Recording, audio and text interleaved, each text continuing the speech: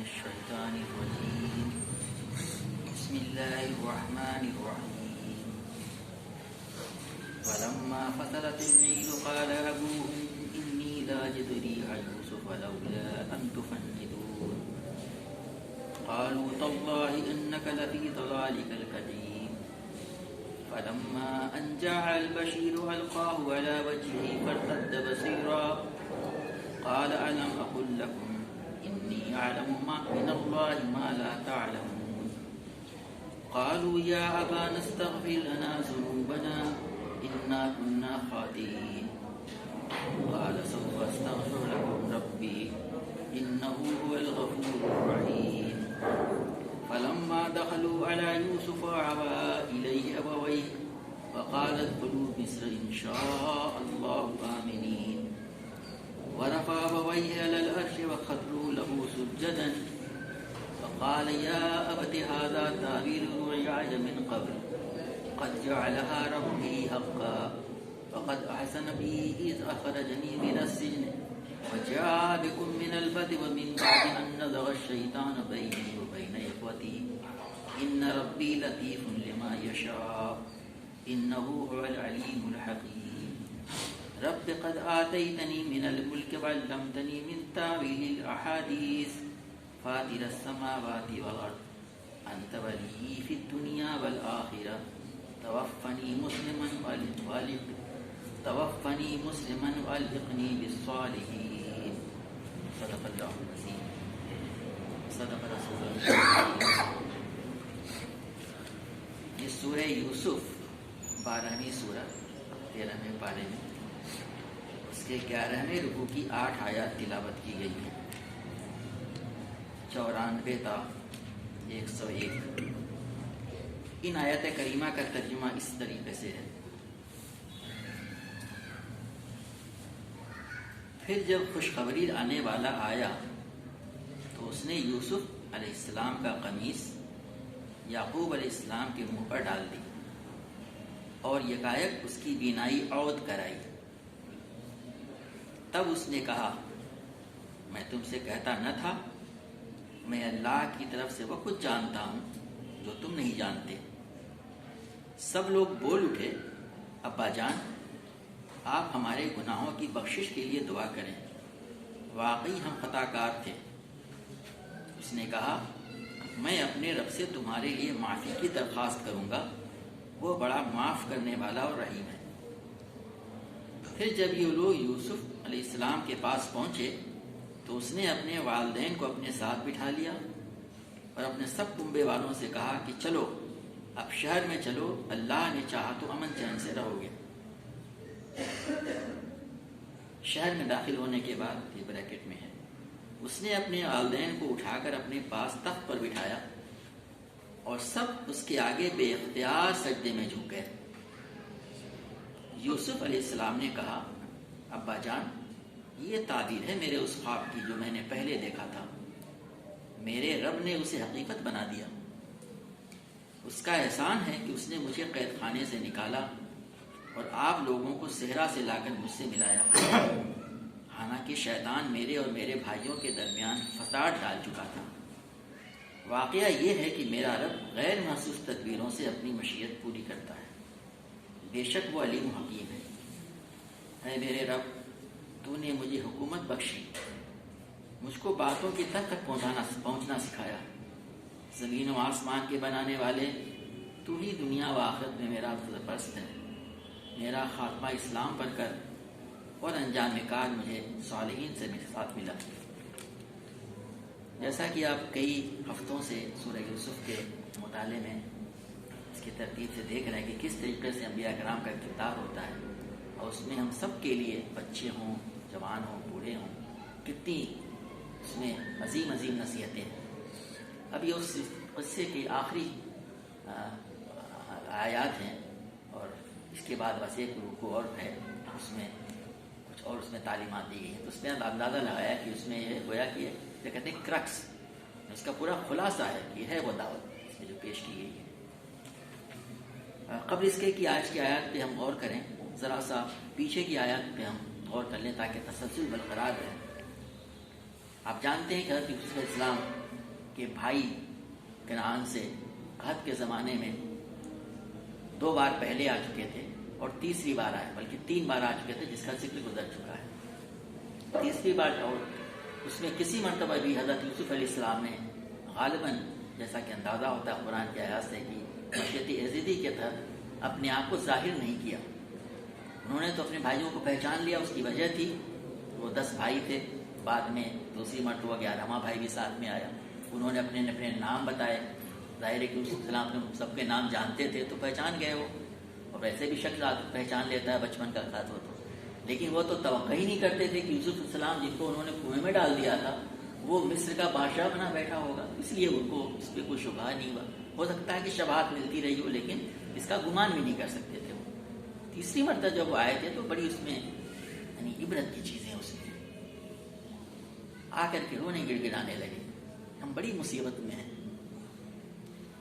اور یہاں تک پہنچے کہ ہم پہ خیرات کیجیے، ہم بہت چھوٹی سی پونجی لائے ہیں، یہ کافی نہیں ہے، پیسہ بھی نہیں لائے تھے، وہ پیسہ ختم ہو گیا تھا، قحط کا زمانہ تھا، چھوٹی سی پونجی لائے ہیں۔ کچھ تفسیرات مفسرین نے لکھی ہیں کہ کچھ اون، کچھ چھوٹے موٹے چمڑے کے ٹکڑے جس کی کوئی ویلیو نہیں تھی، کہا کہ اس کے بدلے بھی ہمیں پورا غلہ دیجیے اور ہمارے اوپر خیرات کیجیے۔ ذرا سوچیے کہ بھائی اپنے باپ، ان کے باپ کے نمائندے آئے ہیں، کیسی گزری ہوگی ان کے اوپر میں، کس حالت میں پہنچ گئے ہیں لوگ، اور یہاں تک حالت ہوئی جن بھائیوں نے انہیں کنویں میں ڈالا تھا، کتنی انہیں التجا کی ہوگی، مجھے کنویں میں نہ ڈالو، مجھے نہ ڈالو میرے بھائی، جو بھی بھائی ریکویسٹ کر سکتا ہے، کوئی معمولی بات ہے کنویں میں ڈالنا، میں ایک نہیں سنی تھی انہوں نے، وہی بھائی آج کر رہے ہیں، آج ہم پہ خیرات کیجیے۔ اللہ تعالیٰ خیرات کرنے والوں کو پسند کرتا ہے، ان کو جزا دیتا ہے، اور ان کا دل بھر آیا، ہو سکتا ہے اللہ تبارک تعالیٰ کی طرف سے وہی بھی آئی ہو کہ اب ظاہر کیا جا سکتا ہے۔ انہوں نے کیا کچھ کہا سے، کیا تمہیں کچھ معلوم ہے کہ تم اپنے بھائی اور اس کے یوسف اور اس کے بھائی کے ساتھ کیا کیا تھا؟ ہم سب اس کا تجربہ رکھتے ہیں کہ اگر کوئی شخص کسی کے بارے میں کہے اور پوچھے کہ اچھا ان کے بارے میں کچھ اس کا اظہار کرے اپنی قربت کا، تو آدمی پوچھتا ہے کہ آپ کو جانتے ہیں کیا؟ یعنی خیریت پوچھنے سے پہلے آدمی یہ پوچھتا ہے کہ تم کو جانتے ہیں کیا؟ یہ تو انہوں نے پوچھا کہ کیا تم یوسف بھی ہو؟ انت یوسف؟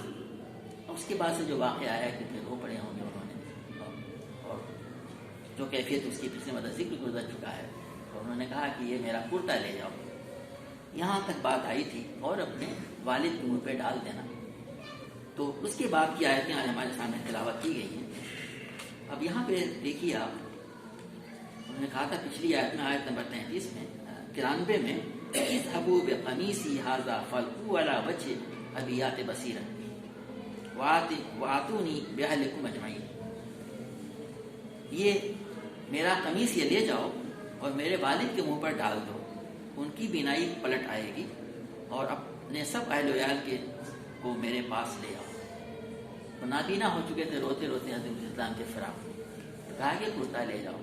اب دیکھیے اس کرتے کے کیا معاملہ ہے۔ حضرت مسعود بھائی نے پچھلی مرتبہ بتایا تھا کہ 3 واقعات کرتے سے ریلیٹڈ ہیں۔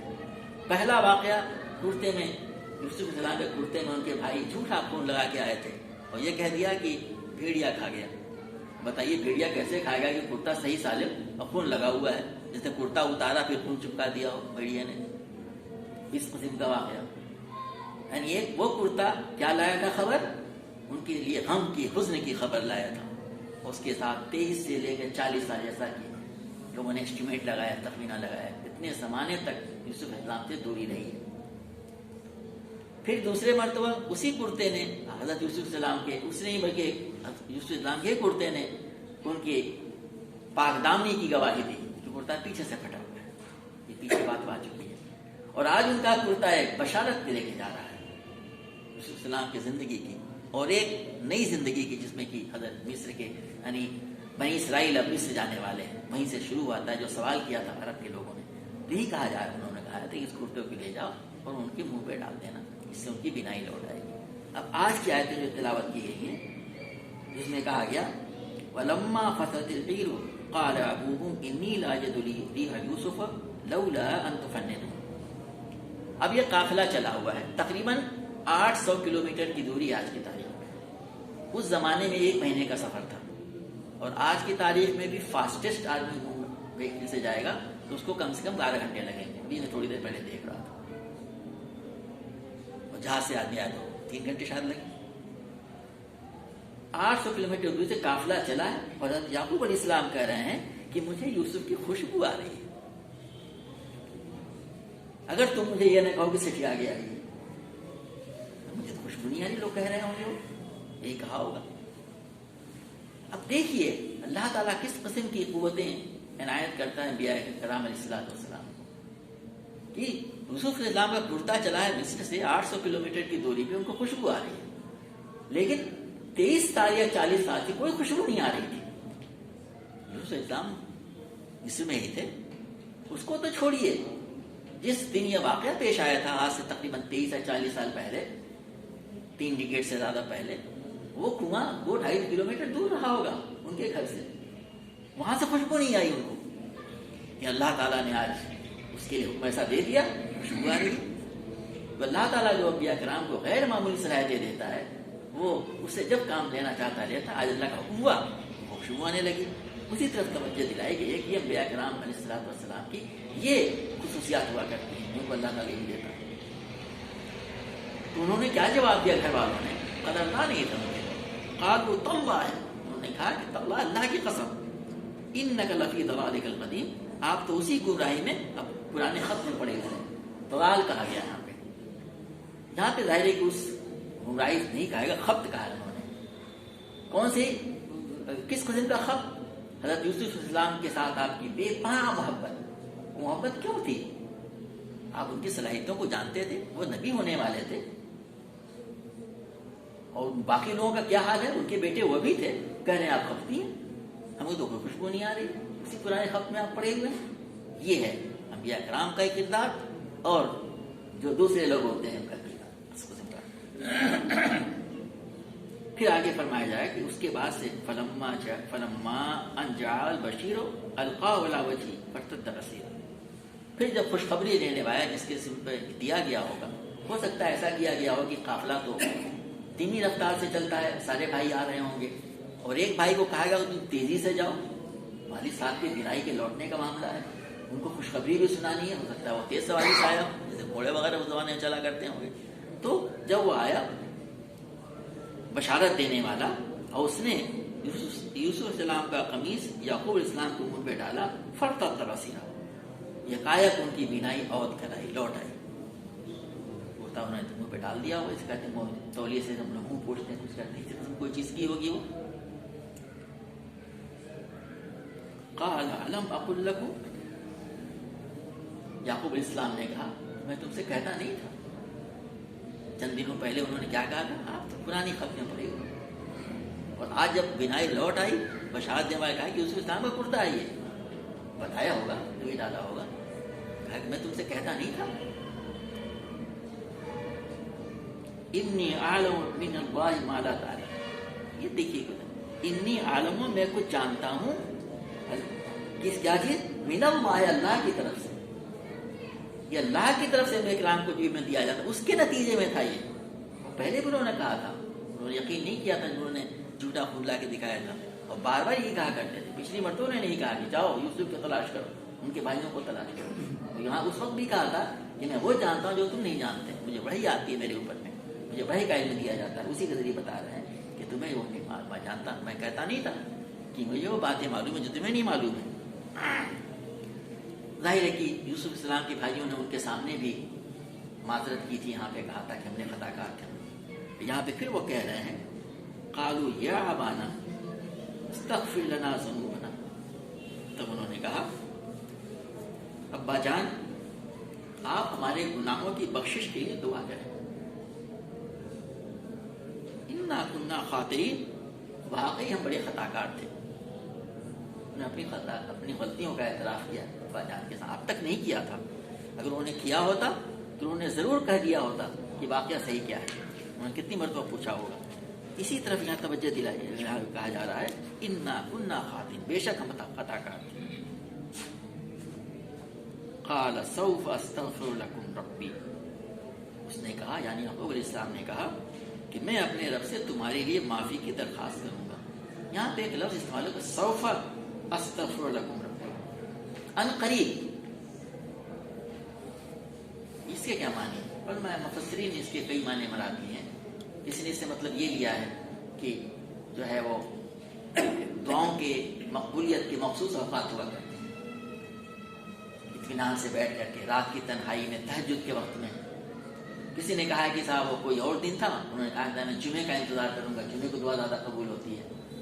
کچھ مفسرین نے کہا تھا کہ وہ رات کے وقت تہجد کے وقت میں جو اللہ دعاؤں کی مقبولیت کا وقت ہوتا ہے، اس وقت ہم دعا کریں گے. کسی نے کہا سوفن قریب کروں گا دعا.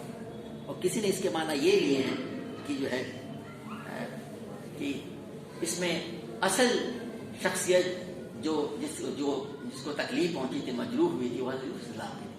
ان کے ساتھ انہوں نے زیادتی کی تھی. انہوں نے یہ کہا کہ جو ہے اس سے بھی مشورہ لے لیا جائے تب میں دعا کروں گا. کچھ نے یہ مطلب یہ لیے اس کے معنی. کچھ یہ مانی بھی اس کا مطلب یہ ہے کہ میں قریب دعا کروں گا، فوراً نہیں، کہ ان کو ذرا سا اپنی غلطی کا احساس ہو.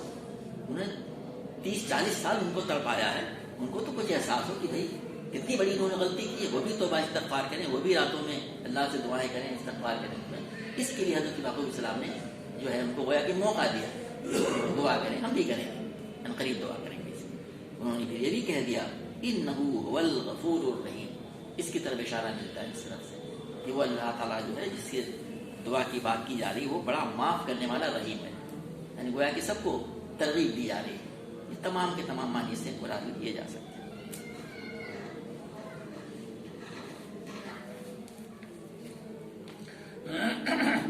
اب اس کے بعد سے اس میں درمیان میں کچھ تفصیلات چھوڑ دی گئی ہیں.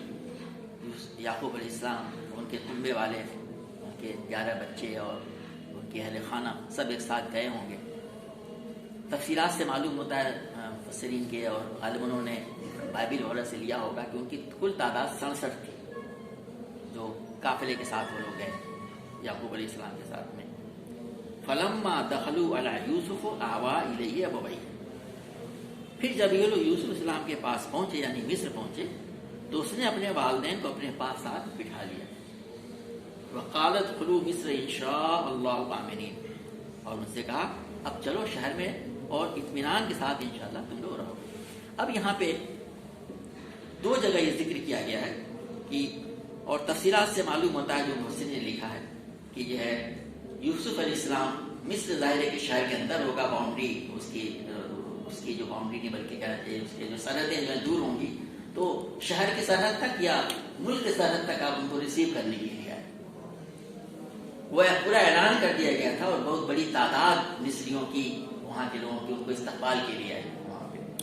تو وہاں پہ کہا جا رہا ہے کہ وہ جو وہاں پہ یوسف کے پاس داخل ہوئے اور یہ آگے پھر کہا گیا وقالت ادخلوا مصر ان شاء اللہ آمنین. گویا کہ ویلکم، یعنی وہ تو انفارمل تھا جو بارڈر تک ہے. اور یہاں پہ آ کر کے جیسے ہوتا ہے کہ کوئی آدمی باہر سے آ رہا ہو تو اس کو ریسیو کرنے کے آدمی ایئرپورٹ جاتا ہے، ٹرین سے آ رہا ہے تو اسٹیشن جاتا ہے، ساتھ میں لے کے آتا ہے بالکل بٹھایا کر کے. پھر اس کے بعد ایک پروگرام اناؤنس کیا جاتا ہے، پھر وہاں پہ فارمل ویلکم ہوتا ہے جس کے سبھی گواہ ہوتے ہیں.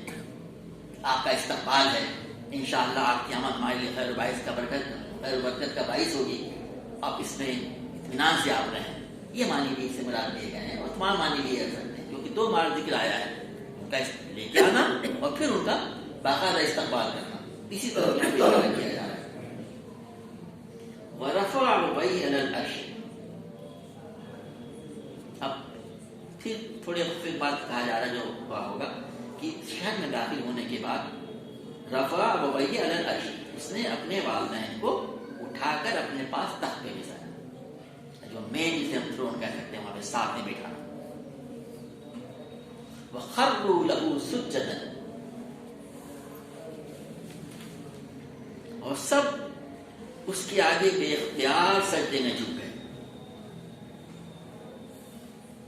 اب یہاں پہ جو لفظ استعمال ہوا ہے خَرُّوا لَهُ سُجَّدًا، وہ سب سجدے میں جھک گئے. خرو جو ہے کا مطلب ہوتا ہے کہ اوپر سے نیچے آنا، اترنا. اور سجدے کے معنی ہم جانتے ہیں.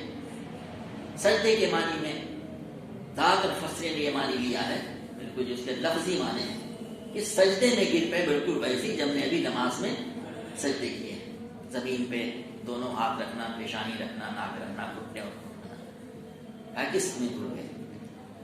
اور اس پہ بڑی بڑی غلط فہمیاں پیدا ہوئی ہیں.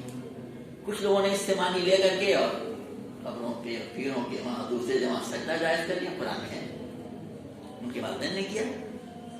کچھ نے کہا کہ نہیں ایسا نہیں ہے, بلکہ یہ تعظیمی سجدہ تھا. اور یہ کہ پچھلے کے انبیاء کرام کے شریعتوں میں تعظیمی سجدہ جائز, تعظیمی سمجھتے ہیں جس ریسپیکٹ کیا کرتا تھا.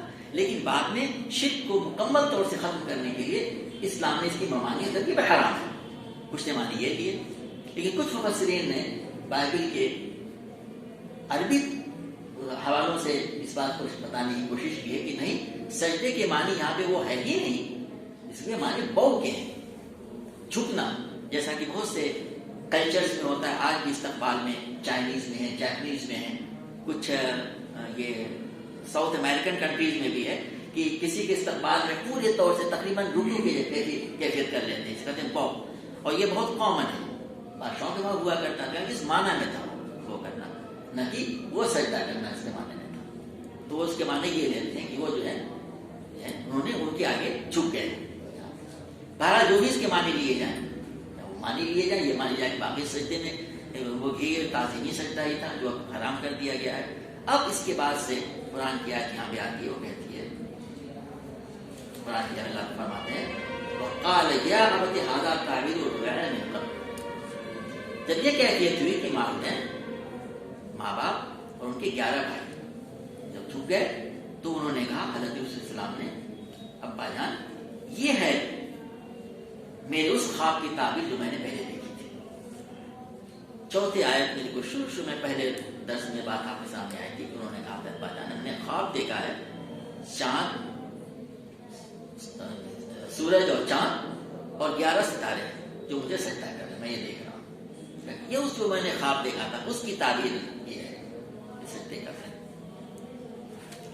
ایک بات یہ کہ وہاں ابویہ کا ذکر کیا ہے کہ والدین کو, کچھ ہم تو والدین ہیں, اب یہ پچھلے دروس میں بات آ چکی تھا. یوسف یعقوب علیہ السلام کے کئی بیویاں تھیں, 3 یا 4 کا ذکر ملتا ہے, اور حضرت یوسف علیہ السلام اور بنیامین ایک ماں سے تھے.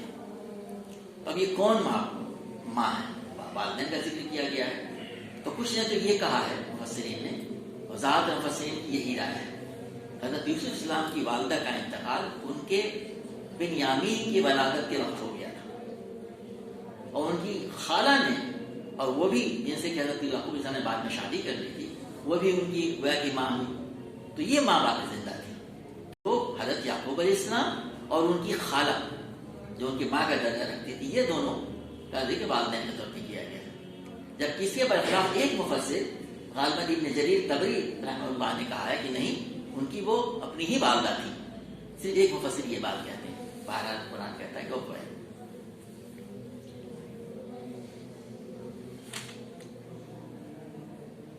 قد جعلها ربی حقا, اسی سجدے والی بات کے آگے بات کہی جا رہی کہ اللہ تعالیٰ نے اس خواب کو سچ کر دیا. قد جعلها ربی حقا, میرے رب نے اسے حقیقت بنا دیا. وہ ایک خواب تھا, میرے رب نے میرے پالا نظر حقیقت بنا دیا. اب اس کے بعد کی آیتیں جو ہیں بڑی اہم ہیں. انبیاء کرام کا کردار دیکھیے, اسی میں سبق پاتے. قد احسن بی اذ اخرجنی من السجن, یعقوب علیہ السلام کے بھائیوں نے ان کی حسد کیا, ان کے ساتھ رہ کے ذاتیاں کی, بلا کنویں میں ڈال دیا قتل کے منصوبے کے تحت. اس کے بعد سے جو کچھ آپ کے سامنے گزر چکا ہے, کتنی تکلیفوں میں گزرے ہیں. اب یہ ماں باپ ہیں, 11 بھائی سامنے ہیں, اور سب سجدے میں ہیں, پاؤ کیا انہوں نے, جھکے, جو بھی لفظ استعمال کیا جائے. دنیاوی لوگ ہوتے تو اس پہ فوراً اکڑ جاتے ہیں, آج ہے موقع. لیکن ایک نبی کا کردار, مومنانہ کردار, اب وہ کچھ بھی ذکر نہیں کر رہے ہیں. قد احسن بی اذ اخرجنی من السجن,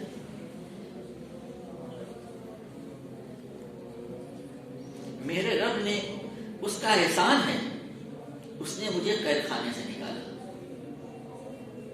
اس کا ذکر ہی نہیں کیا کہ کنویں سے بھی نکالا. پہلا مرحلہ تو وہ ہے, اور سب سے امپورٹنٹ مرحلہ ہے, کنویں سے نہ نکالے آتے سارے واقعات پیش آتے ہیں. اس کا ذکر نہیں کیا کہ بھائیوں کو اس سے سن کر کے, آپ کہتے ہیں نا کہ کہتے ہیں خزیت ہونا, کہیں سکی ہونا کا ذکر بالکل نہیں کیا. کہاں سے شروع کر رہے ہیں؟ قید خانے سے. قد احسن بی اذ اخرجنی من السجن, میرے رب نے احسان ہے اس نے کہ مجھے قید خانے سے نکالا. وجاء بکم من البدر من بعد ان نزغ الشیطان بینی وبین اخوتی, اور آپ لوگوں کو صحرا سے لا کر مجھ سے ملایا. اسے احسانات ہیں لیکن دو کا ذکر کیا, جیل سے نکال کر کنارا اور صحرا سے آپ لوگوں کو لایا. ظاہر ہے کہ کنعان کی حالت اس وقت کسی کے مقابلے میں جو ایک بہت ہی عظیم سویلائزیشن تھی, ایک گاؤں جیسی تھی, صحرا سے نکال کے آپ لوگوں کو مجھ سے ملا. اب پھر بھائیوں نے سب کچھ کیا لیکن اس کی طرف بھی منسوخ نہیں کرتے ہیں. ان نزغ الشیطان بینی و بین اخوتی, میرے اور میرے بھائیوں کے درمیان میں شیطان نے جو گڑبڑ پیدا کر دی تھی, اس کے بعد اس کو شیطان کی طرف منسوخ کیا. یہ شیطان کی کارستانی تھی. تو کیا انسان کو شیطان کا کیا کہتا ہے کارندہ بن جانا چاہیے؟ لیکن یہ ہے بات کا طریقہ کہ انہوں نے کہا کہ شیطان نے کر دیا تھا. وہ احساس کریں بھائی, یہ وہ شیطان کے گویا کے اہلکار بن گئے تھے, بڑا کار انہوں نے کارنامہ انجام دیا, کتنا کچھ کیا. اس کے بعد سے پھر فرماتے ہیں ان ربی لطیف لما یشاء. واقعہ یہ ہے کہ میرا رب غیر محسوس تدبیروں سے اپنی مشیت پوری کرتا ہے. اللہ کی مشیت کیا تھی کہ وہ ملک مصر آئیں, وہاں کے فرمان روائی کریں, وہاں پہ اسلام کی تبلیغ کریں, انہوں نے کیا ہی ہوگا وہاں پہ. اور جو کچھ انہوں نے اس کے قحط کے سلسلے میں تدبیر کی تھی, وہ تو وہ جو شر تھا اس میں خیر کا پہلو تلاش کر رہا ہے. یہاں کی گویا کہ مشیت عزتی تھی, بھائیوں نے تو کیا ہے ان کے خلاف یہ سب چیزیں, لیکن وہی ان کا ذریعہ بنی مصر میں آنے کا. ارے بھائی ایسا نہ کرتے تو مصر میں کیسے آتے ہو, کنویں میں نہ ڈالتے ہو. تو انہوں نے اس کو کہا کہ اللہ تعالیٰ جو کچھ کرنا چاہتا ہے اس کے لیے بڑے لطیف طریقے اختیار کرتا ہے. اس نے یہ طریقہ اختیار کیا مجھے ہلانے کا. انہ هو العلیم الحکیم, بے شک وہ علیم اور حکیم ہے, حکمت والا ہے, بڑے علم اس کی چیزیں معلوم ہے. دیکھیے آپ نے اتنی سارے کارناموں کو اس نے کس طریقے سے پیش کر رہے ہیں. وہ کہ اللہ کا احسان ہے کہ مجھے جیل سے نکالا, آپ کو صحرا سے لے کے آیا, شیطان نے تمہارے درمیان کو کر دیا تھا. اور یہ تو اللہ تعالیٰ کی مشیت تھی جو اس نے اس طریقے سے پورا کیا. اب اس کے بعد سے جو دعا ہے آخری آیت, زبردست دعا ہے, ہمیں سے بیشتر کو شاید یاد بھی ہم دعا مانتے ہیں.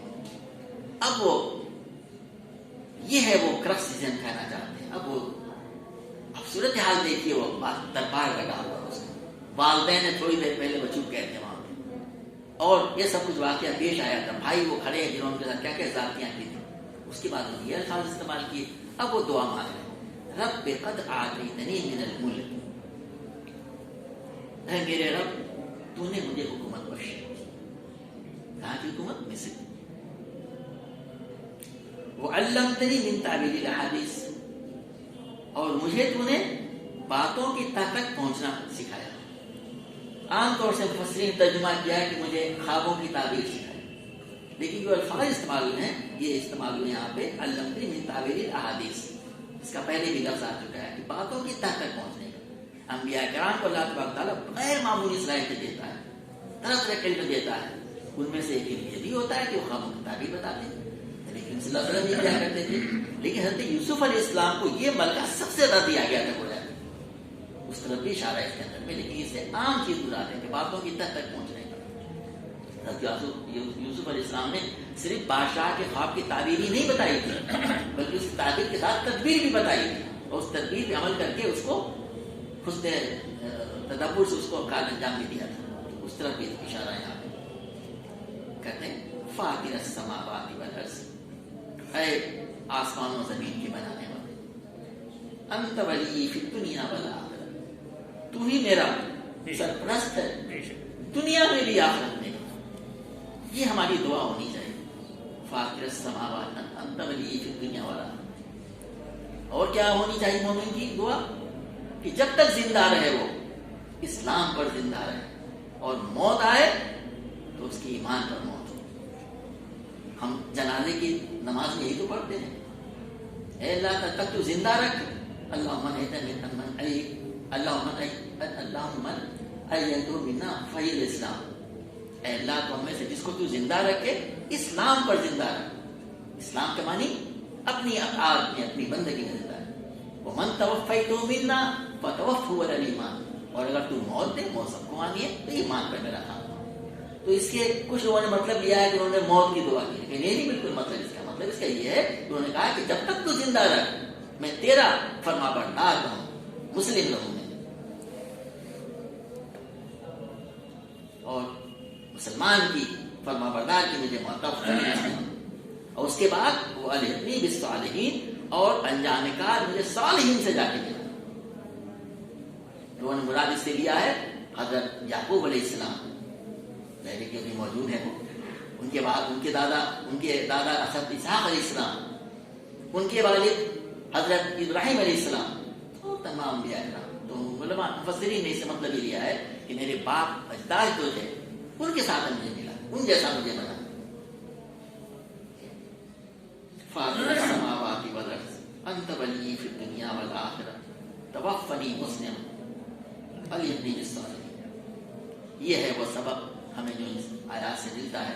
ایک نبیائی جو کردار ہوتا ہے یہ ہوتا ہے اللہ تبارک و تعالیٰ ہم سب لوگوں کو قرآن پاک کو پڑھنے، اس سے صحیح سبق حاصل کرنے، اس پر عمل کرنے، اور اسلام کی اس دعوت کو لوگوں تک پہنچانے کی مجھے پتہ فرمائے.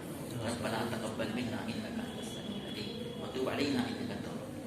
ربنا لا تزغ قلوبنا بعد إذ هديتنا وهب لنا من لدنك رحمة انك انت الوهاب. اللهم انا نسألك رضاك والجنة ونعوذ بك من سخطك وغضبك والنار. اللهم حبب ایمان وزینه في قلوبنا وكره إلى الكفر والفسوق والعصيان. اللهم انا الراشدين. وصلى الله تعالى على محمد وعلى آله وصحبه